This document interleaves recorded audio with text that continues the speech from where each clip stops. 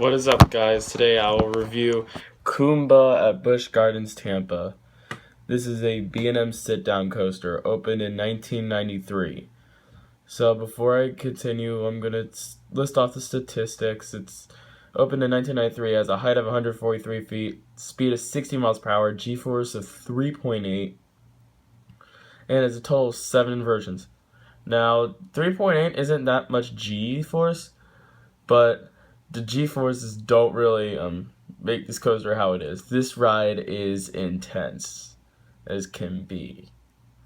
This, personally, in my opinion, I think this is definitely the most intense coaster I've ridden, surprisingly.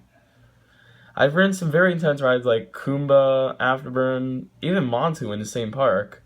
Those are all very intense, but this, I think, is the king of intensity. From what I've ridden so far. There's plenty of other coasters I need to get out there that are insanely tense, like Intimidator 305, Sky Rush. I still need to get to those. However, this ride is extremely forceful. I am that serious. I've never blacked out on this ride, but I feel like I'm going to black out every time. It is insanely intense. Now, we'll say that now one of the pros is intensity. Now, there isn't a single bad element on this ride at all. All the elements are just back to back to back, amazing as can be. There's also no trim breaks, so that's a plus. And also, just the elements, it's evenly distributed. The elements are evenly distributed well. Plus, this is a picturesque coaster, so you can get some very good shots of this. I remember I took a photo of this ride in spring break. It's on my Snapchat. And yeah, it's a very beautiful photo. But however, this ride, the elements are just crazy. Like the zero G roll is known as the hell roll now. That is definitely my favorite part of the ride. Also, that vertical loop is very iconic. And also that dive loop, you get some weightlessness and positive G-force. The cobra roll is actually not bad at all. Not my favorite cobra roll. I think Hulk has the best one, surprisingly. Also, the corkscrews are very good too. Now, the corkscrews can be a little rough sometimes. That is one downside of this coaster that some people aren't a fan of. I mean, the smoothness, I don't think it takes away from the ride. I think it actually kind of adds to the ride, surprisingly. It just defines an old school B&M. It is a little rough, though. We'll say that. It does have a little bit of headbanging, but it doesn't bother me at all because I think this is truly what describes an old school, forceful, intense B&M coaster.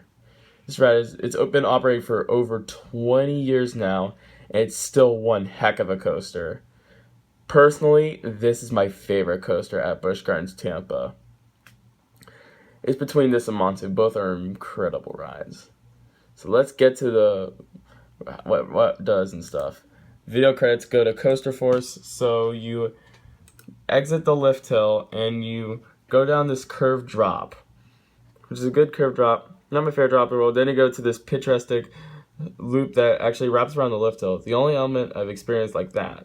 And then you have the dive loop, which gives you 3 seconds of full weightlessness. Then the hell roll, which is definitely my favorite part of the ride. You get if you have your arms up, feel like you rip your arms off. Then you have the airtime hump, and then you've got a cobra roll, which is insanely forceful. You pretty much feel like blacking out at that point. And then you enter the mid-course brake run. It doesn't slow down at all, which is amazing. And then you hit the 2 corkscrews, which are definitely the most iconic part of the ride. They're a little rough, but they're so iconic. I have very good pictures of the corkscrews. And then you enter this tunnel, which I always like to scream in the tunnel because it makes it that much better. And then all of a sudden you enter the insanely forceful helix and into the brake run. Now, we'll say this. If you sit in the right and during the helix, you should touch the grass. Because if you touch the grass, you can actually get electrically shocked. It is crazy. I think I've done that before, actually. It's pretty insane.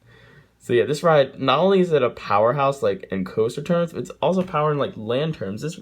The Kumba is just a powerful experience. It's incredible.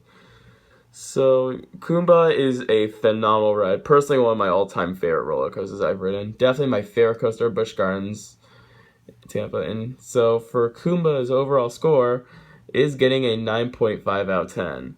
The only reason why I'm not giving it a higher score is because I normally give it rides like that are insanely like smooth and stuff. like more like hypercars. But this ride, I mean, I'm a big fan of intensity, but oh boy, this ride's so incredible. If I had to rank of all coasters in Florida, I could put this in number 3 or number 2 sometimes. Sometimes I could for the number 2 spot. Sometimes between this and Kraken. I personally think most of the time I think Kraken's just a little bit better, but this ride is unforgettable. And that will do it for this review. I hope you guys enjoyed this review. Like, comment, subscribe. If you want to check out more of my reviews, please stay tuned for that, and see you guys next time. Peace out.